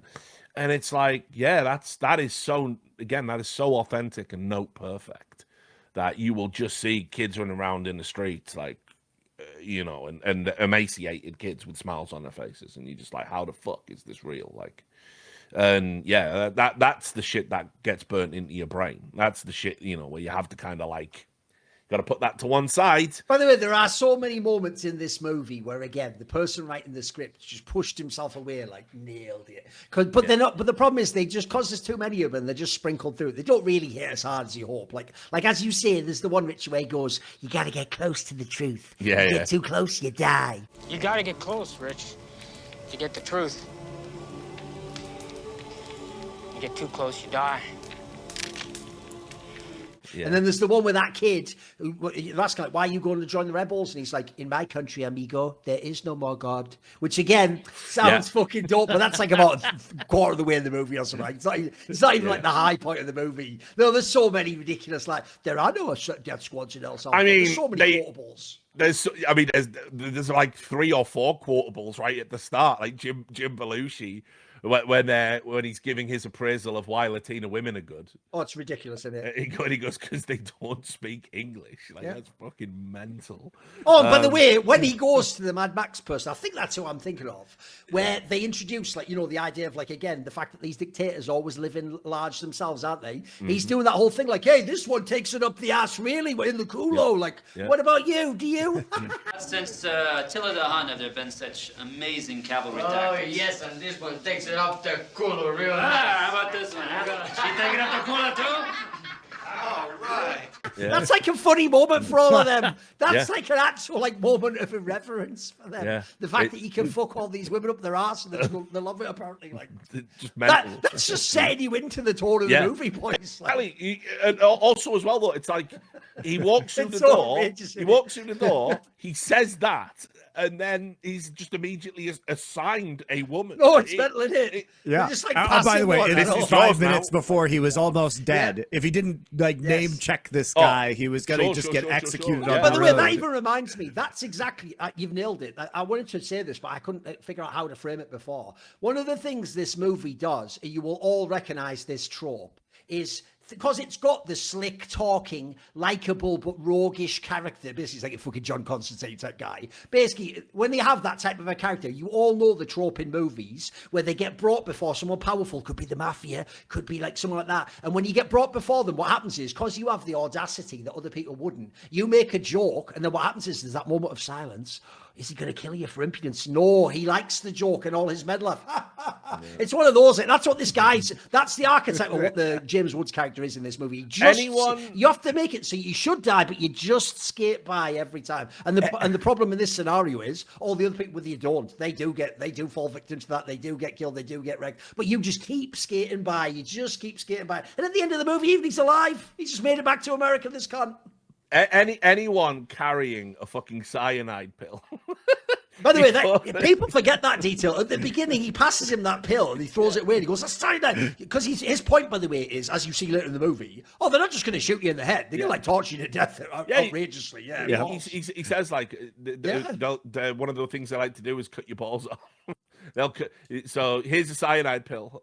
By the way, he just hands it to him while he's also shoveling fistfuls of pills in his mouth and goes, "It's a tranquilizer. Keep a hold of that." Yeah, he could have just swallowed it there and then. In fact, I don't even know if it is really cyanide. Like, it's hard to tell by his tone. They are in some mad fucking fever dream as they're heading down there. They are like necking a bottle of tequila, smoking blunts, just driving down to El Salvador, going, "It's wicked. You can do anything when you get there." Immediately sees a roadblock, throws the drugs. Oh, by the way, this movie, I know what you mean by the reference. This movie makes Fear and Loathing look like a good trip. You know what I mean? No, like that's a good time. As well. That was fun. It's such a weird parallel because obviously in Fear and Loathing they drive to Vegas in a fire red sports car that they get. Here you've got a beat up, fucked up red car. You've got a journalist who's like, had some success, written about some things, like that are kind of like very counterculture. Obviously, that was Hunter S. Thompson's jam. He goes there with Dr. Gonzo. He's gone here with Dr. Rock, a fucking DJ. You're like, the film, like I said, Fear and Loathing in Genocideville could have easily been an alternative title. I do feel they were like pulling from Hunter Thompson a little bit. Well, there was at least some parallel thinking at a minimum. Yeah, but obviously that stops very quickly. You know that once they think they're gonna get killed, and like basically fucking Belushi's having a freak out in that tank. Holy shit! They're gonna fucking kill us now, Boyle! God damn it, I thought you knew your way around here, boy! They're gonna fucking kill us now, aren't they? God damn it!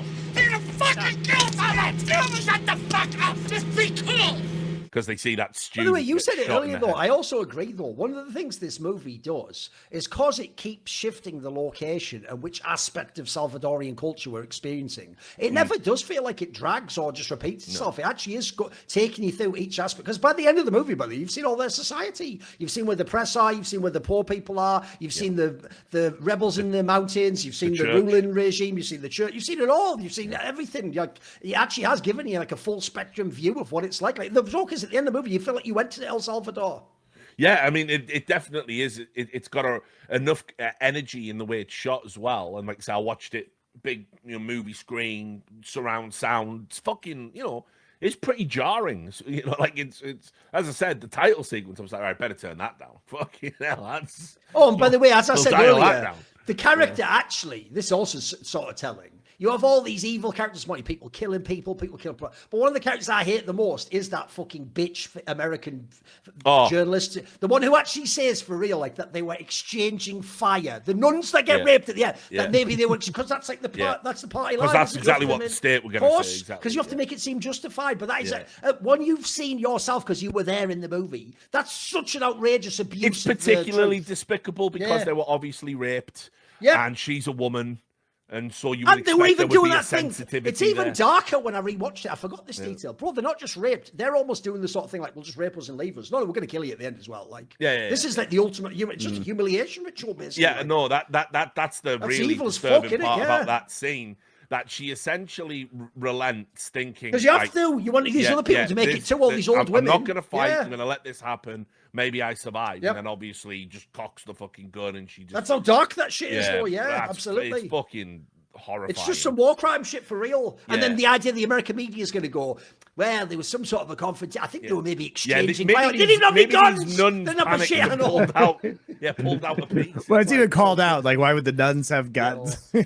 So I mean, it's like it is a really it is a movie that like is like a whirlwind, and I actually, like, as I said, the fact that it doesn't have a traditional narrative structure in the sense that it's James Woods and I'm doing this and then I'm doing this and then I'm doing this. It's essentially, as I said, a series of scenes that James Woods' character is inserted into, and each scene is telling you something about the current state of Salvador in that moment in time.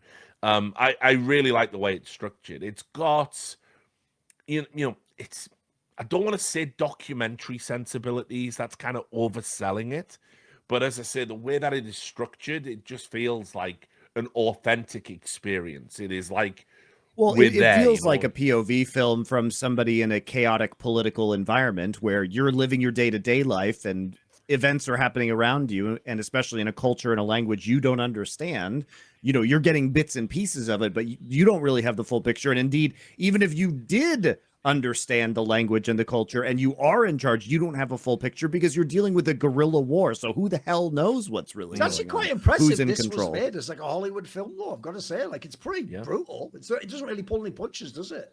If anyone wants a kind of a comparative movie to this, there is a film. I find it hard to believe that Oliver Stone wouldn't have took inspiration from it. There is a film called the Battle of Algiers. It's just called. Sure. It's a 60s movie, and it's pretty much like Salvador, but just for that. Yes. It's what they call like is it neo-realism? Where obviously it's like, they're trying to make it feel as real as possible, and it's shot almost like you're watching. The scenes in between feel like news, like it's up there.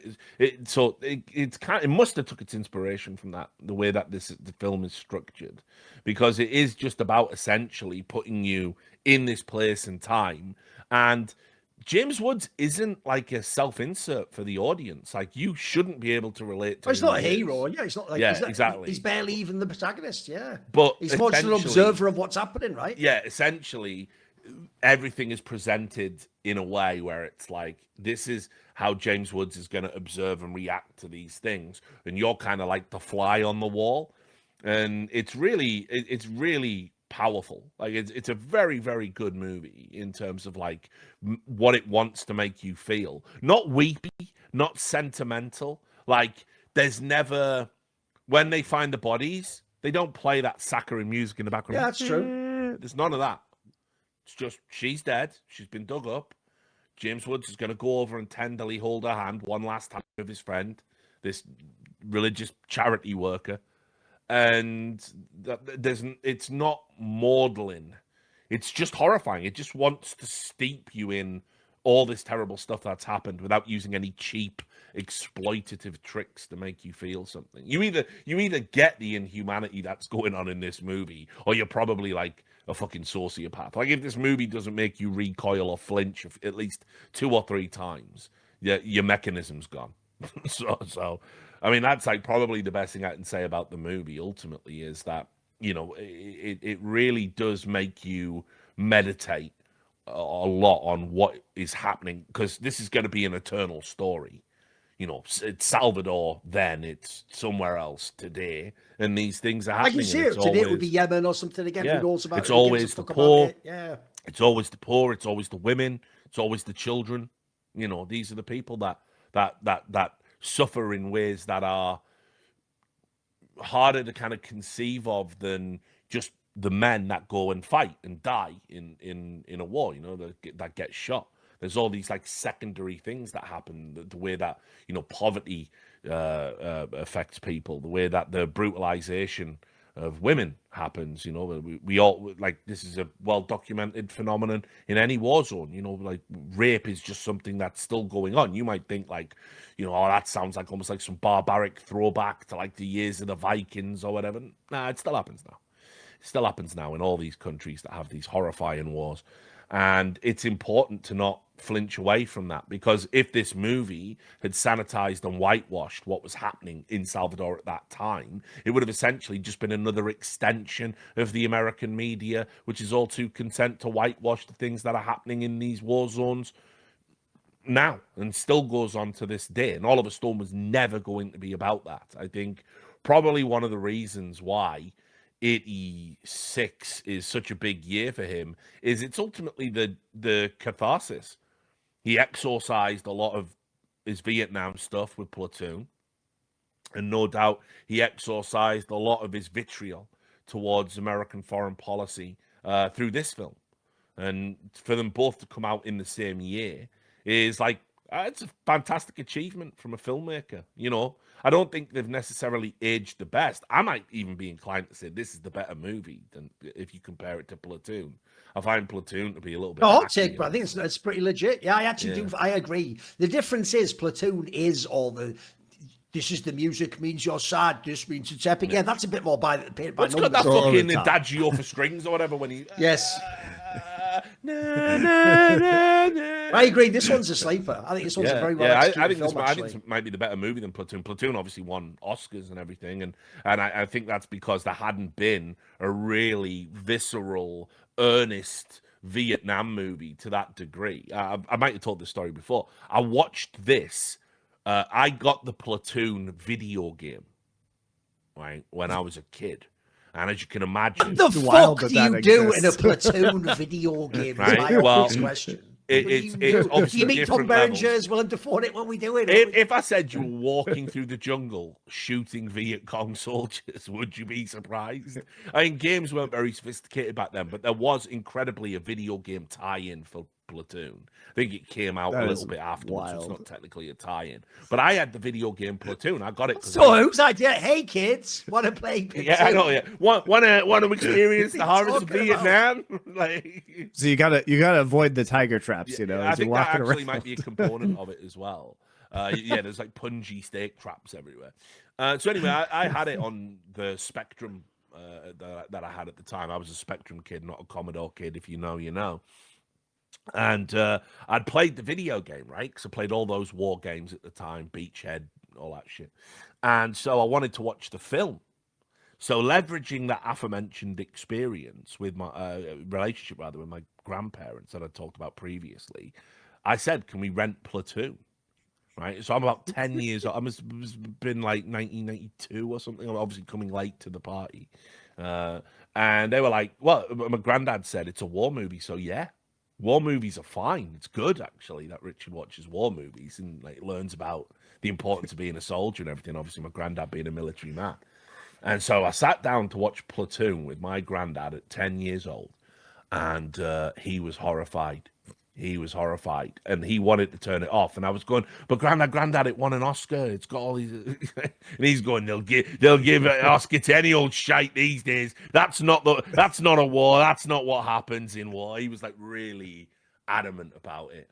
And yeah, I mean, like, obviously they're fucking doing horrible, horrible things in Platoon. But now, so I always remembered it as being this really powerful film.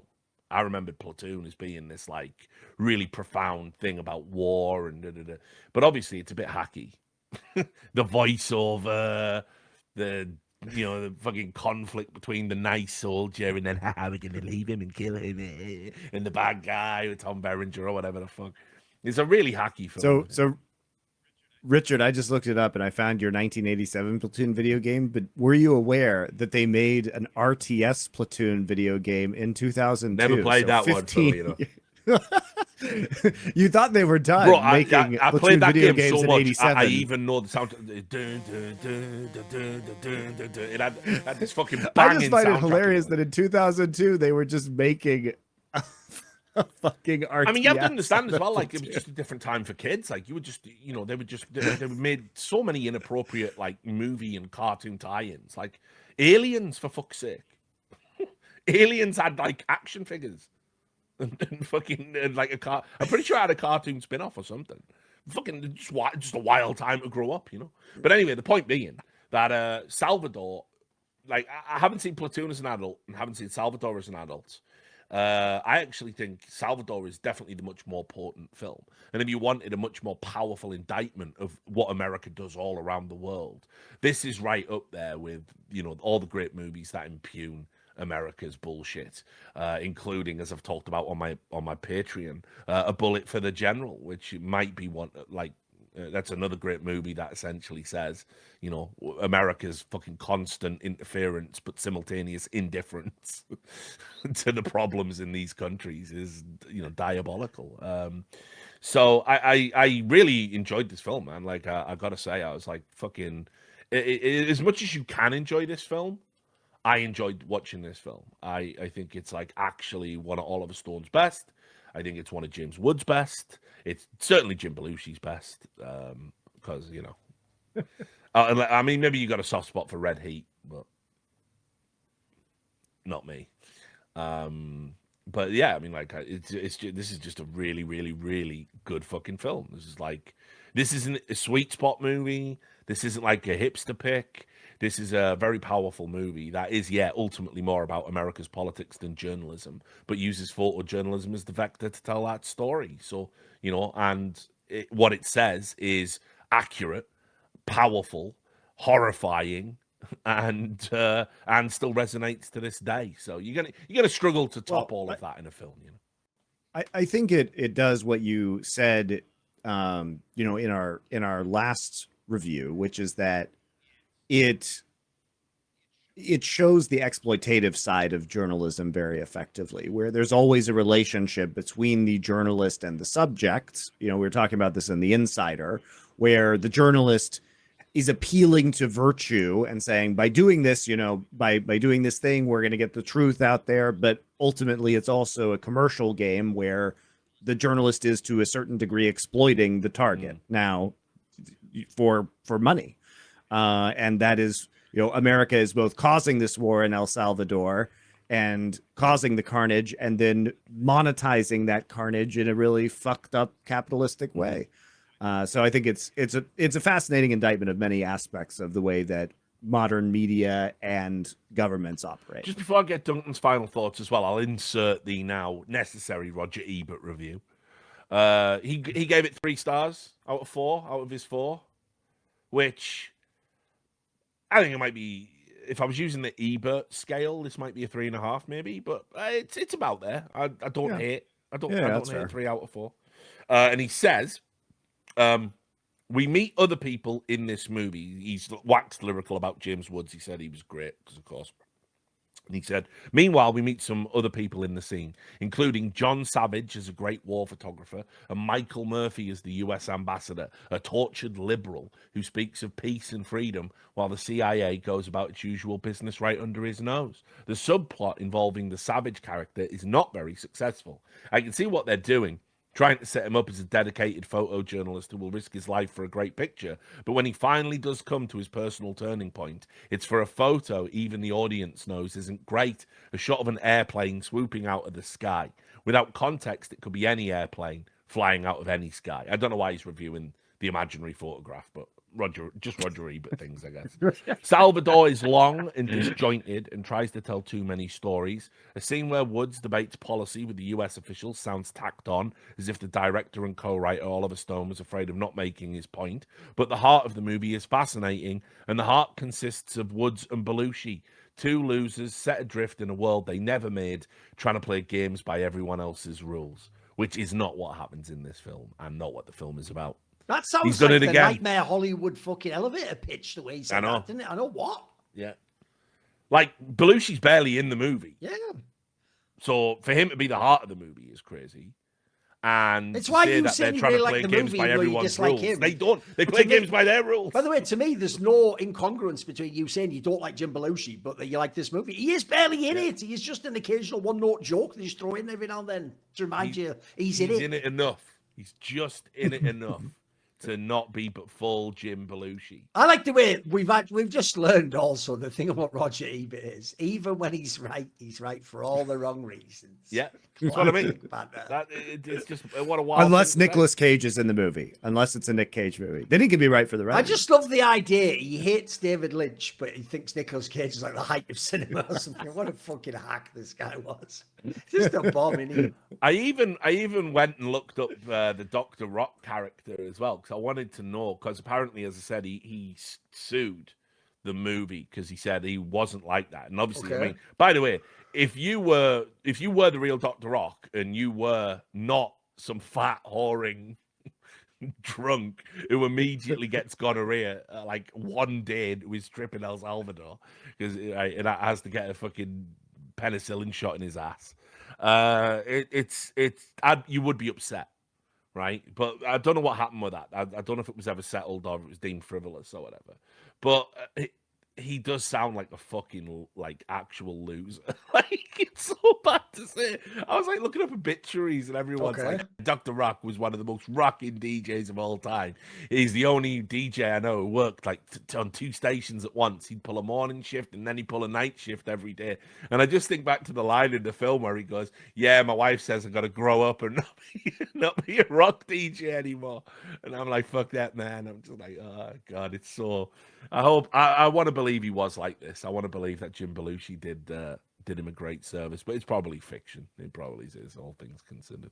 But yeah, I mean, like, you know, like I say, I don't hate Jim Belushi in this movie. He's a necessary evil in many ways, which I guess you can make the argument. Necessary evil is at the heart of the film, isn't it? Well, if you're an American ambassador.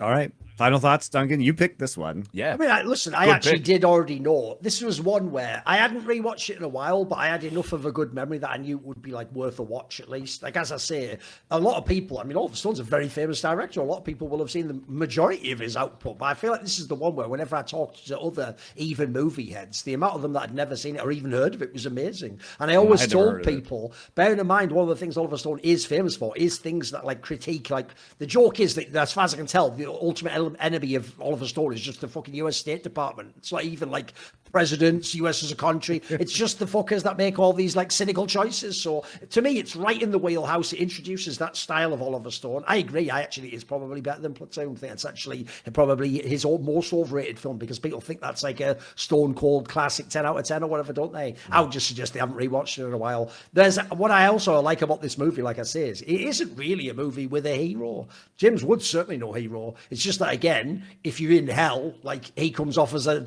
somewhat redeemable or likable character who occasionally can do the right thing for whatever reasons he might have to do so. So I also just enjoy the performance of James Woods. He's just a really good, slick talking character who perfectly nails the sort of seedy tone and the fact that, you know, he's someone who never does the right thing for the right reasons. You know what I mean? He might do the right things, but accidentally almost, or for his own extra reason of, you know, he feels guilty. Like the joke is, I don't think he almost ever does the right thing for the right reasons. It's things like he's guilty because he got that person into that scrape. It's things like that, you know, which is almost like you're actually in a way trying to save yourself by saving that person. But I think it's a very, put it this way, it wouldn't work in terms of the film if you didn't have someone like that to see the world through their eyes and to take you on this journey. Because as I say, reasonably, how could one of the journalists from All the President's Men be in this movie? They'd die 5 minutes into the movie. Like, they never make it, would they? Like, you almost need this guy to be able to just escape through all the hoops, as it were, just to make the film work. And I do think, actually,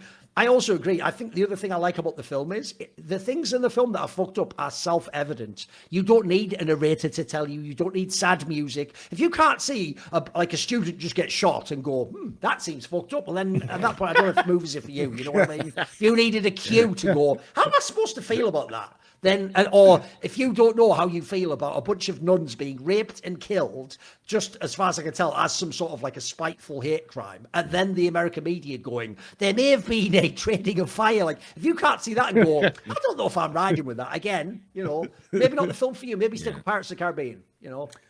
I'll just say as well, Monty, before you set up the next arc, before we wrap up the show, I did want to bring something to everyone's attention, and that is that the great Criterion, obviously the company that puts out all these incredible films and preserves them and archives them and everything, they are releasing a collection of, they're showing rather a collection of 70s thrillers on the Criterion channel. It has Night Moves. Right. I saw it. And right up there, right out the gate. In fact, the trailer promoting the series opens with Night Moves and the line, "Where were you when Kennedy got shot? Which one?" Right?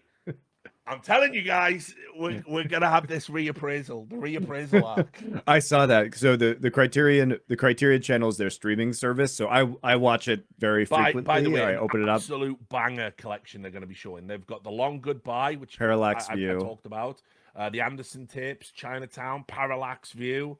Night Moves, obviously. Obsession, Brian De Palma, that's a fucking absolute banger. Sorcerer, William Friedkin, absolute banger. We will do that one 100% at some point. We've talked about Sorcerer before. Yeah. Well, one thing, actually, I didn't get to crowbar it in. I was going to say, you know, with all the depictions of poverty in this movie, it feels like it's very like the Wages of Fear, which obviously is the sort of, you know, what the movie that was adapted from the source material Sorcerer was adapted from. There, you really get a sense of the town and, you know, the kind of poverty that everyone's living in. I was going to make that comparison. So get it in at the end, crowbar it in at the end. And now let's focus on the occult. Also, shout out to the Criterion channel and their banger playlists that they release every month. Go follow them on Instagram because they do a great job of covering them. And it's just every time you show up on the streaming service, they'll have some like curated, like really badass curated list like that. I found a lot of weird movies that way. It's been fun. Oh, and also there's a comment on that trailer where it says Night Moves. This is a YouTube commenter. Night Moves has my favorite exchange in a movie. Are you the kind of detective who once you get on a case, nothing can get you off it? Bribes, beatings, the allure of a woman. That was true in the old days before we had a union. It's such a good film, boys. I can't believe it. I can't believe you freaking don't ride for Night Moves. If you are a Night Moves enthusiast, go to the Criterion channel trailer for their 70s thriller pack collection. Yeah. Is that what it's called? Yeah, basically they're going to show, I think it's like they show one a day for like a couple of weeks or whatever it is. But so go comment on Night Moves and tell them that Foreplay sent you. Yeah. But anyway, the occult. The occult horror. begins next week with the all-time ultimate occult horror classic, Rosemary's Baby, just in time for Halloween, guys. We'll see you then.